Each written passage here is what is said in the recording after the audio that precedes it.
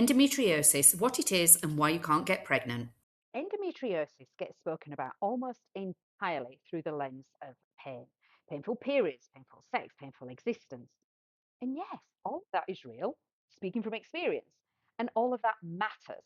But what consistently gets left out of that consultation room is what endometriosis is actually doing to your body's capacity to conceive and then carry that pregnancy.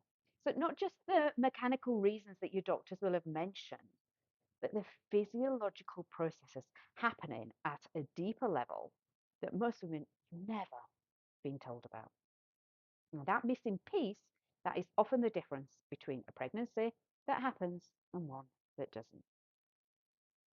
7 to 10 years, that is how long it takes on average for a woman to receive an endometriosis diagnosis. Now, in that time, she has been told that her pain is normal. She may have been told that having a baby would actually help.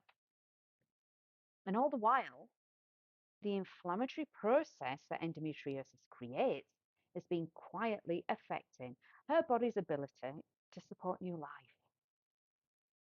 So let's start with what endometriosis actually is, because the standard explanation, while wrong, is certainly incomplete. So your uterus is lined with a tissue called the endometrium. Okay. Now, endo meaning within, metrium meaning uterus. So each month, if a pregnancy doesn't happen, that lining sheds because it's not needed anymore. That's your period. So with endometriosis, tissue very similar to that endometrial lining grows outside of the uterus. On the ovaries, the fallopian tubes, the bowel, the bladder. Even in more advanced cases, well beyond the pelvis altogether. I had it around my kidneys. People have found it in men's brains. So this is where I want you to pay close attention. Your body recognizes this tissue as being in the wrong place, and it sends out an immune response. If you think of it this way, imagine that your body is a house and endometriosis is a neighbor, and that neighbor keeps throwing this rubble over your garden wall. Every single day, your body is sending out the cleanup crew, the immune cells, the inflammatory chemicals, trying to clear what doesn't belong there. And over time, that constant clearing operation creates a scar tissue. That creates adhesions, things that stick together where they shouldn't be. Organs then can actually become stuck together. And that creates this sustained, ongoing, inflammatory, janitor cleanup crew environment. Now, this is the piece that changes everything because endometriosis is not just a local problem, i.e., in one area in your pelvis. It is creating this systemic inflammatory response around your body. That inflammation has consequences for fertility that go well beyond whether your tubes are open, for example. Now, your doctor will likely have explained some of the mechanical impacts, the way that endometriosis can damage or obstruct fallopian tubes, the way endometriomas, those cysts that form on the ovaries, sometimes called chocolate cysts because of what they contain, can affect egg quality and reduce your ovarian reserve, damage your AMH levels, and all of that is important. We're not dismissing any of it. But here is what very often does not make it into that appointment. The first is something called silent endometriosis. This is endometriosis that causes little or no pain, no warning signs, no obvious symptoms. Women can have it and have absolutely zero idea. And the research suggests that silent endometriosis may account for somewhere between 30 and 50% of what gets labeled as unexplained infertility. So if you have been told that your infertility is unexplained, if everything appears normal on paper and there is no clear reason, then endometriosis needs to be on your investigation list, even if you've never had a painful period in your life. Shocking. Now, the second is implantation environment. And this is really important. Even where your tubes are clear, even where you're producing eggs, endometriosis creates a uterine environment that can actively work against an embryo settling in. The immune cells that endometriosis activates, particularly what we call natural killer cells or NK cells, you might have heard of that, they can become overactive. And in that overactive state, they begin treating an incoming embryo as something to reject rather than protect. Think of it this way.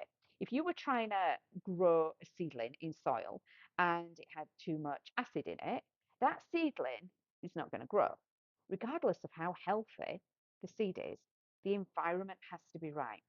And that is what endometriosis can disrupt, the environment in that uterus itself. And this is why some ladies with endometriosis, they experience these recurrent implantation failures, sometimes even through IVF.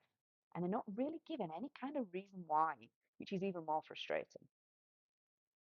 Now, the third mechanism, this is the one that is almost never discussed in any kind of fertility context.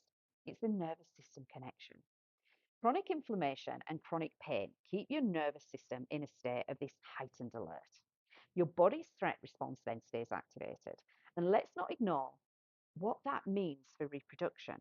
Because when your nervous system is in this state of protecting you, it deprioritizes growing another life, which is your fertility. Because physiologically, your body is reading that level of internal threat as an environment that is not safe enough to sustain this pregnancy. Long story short. Now, I want to be very clear here. This is not a mindset issue. This is not about staying positive or thinking your way into a pregnancy. It's biology. Your nervous system is making a resource decision, and reproduction is consistently the first thing that gets moved down that priority list when survival is uncertain. So, understanding these patterns, the inflammatory picture, the immune environment, the nervous system state, that is how then we can create a more tailored approach because there is no generic approach, none okay. What we're very often guilty of is looking at just the reproductive system in isolation and not the body that is the kind of the home of the reproductive system. It's living within the entire body. Now, this is really important.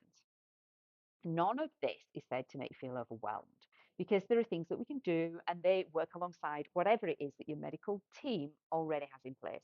We're not talking generic, we're talking targeted support for the specific mechanisms that endometriosis disrupts in your body. We get to the bottom of all of that. The first area is reducing that inflammatory load, not through restriction for restriction's sake, but by understanding which inputs are actively adding fuel to your personal inflammatory process. Then we're addressing them with precision. Vitamin D deficiency, low omega 3 status, magnesium, these are commonly seen in endometriosis and they have real evidence behind them in terms of the role in inflammation regulation. Your body cannot begin to regulate what it continues to be overwhelmed by. Now, the second is this immune regulation, those janitors. We want to bring that overactive immune response into balance. We don't want to suppress it, we want to regulate it so it's working effectively. There's significant difference there. A suppressed immune system cannot protect you. A regulated one can support implantation rather than resisting it. And that is what we're working towards. And then the third is a nervous system regulation, creating the physiological conditions of safety so that your body's reproductive capacity stops being overridden by this protective response. This is where the work that I do with the ladies has had a profound impact. And it's the piece that the medical model has almost entirely missed. Now, if you want, you can go deeper on any of these three areas, the inflammation piece, the immune regulation, the nervous system work, of self-guided programs that take you through exactly this, step by step, at your own pace. It's designed to take you from understanding your results and your diagnosis to actually doing something meaningful with that information. The link is in the description below. And if you're at a stage where you want bespoke one-to-one support, where we look at your specific picture, your specific results, that's also available. All the details are below.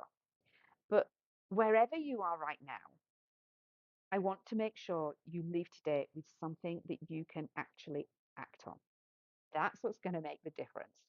So, of all the things that we've been looking at today, the inflammation, the implantation, the environment, the nervous system response, they all come back to one thing: the capacity of your body to support new life.